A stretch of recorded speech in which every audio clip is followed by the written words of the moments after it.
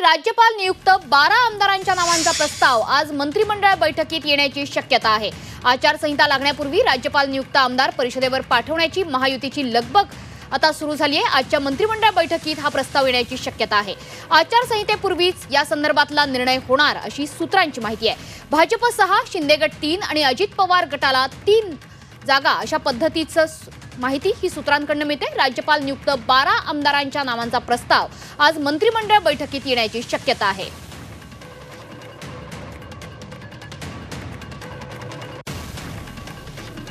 तर भाजप 6, शिंदे गट 3 आणि अजित पवार गटाला 3 जागा अशा पद्धतीची माहिती सूत्रांकडून मिळते। राज्यपाल नियुक्त 12 आमदारांच्या नावांचा प्रस्ताव आज राज्य मंत्रिमंडळाच्या बैठकीत येण्याची शक्यता आहे।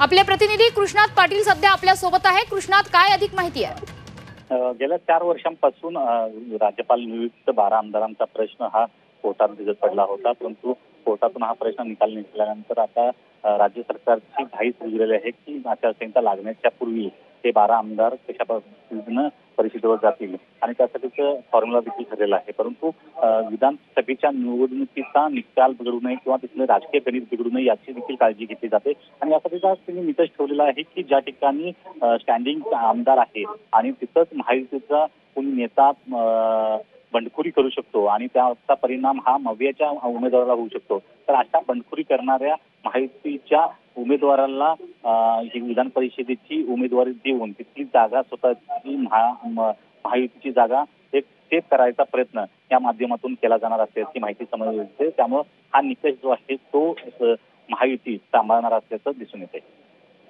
नक्कीच कृष्णात, धन्यवाद या सविस्तर माहितीबद्दल।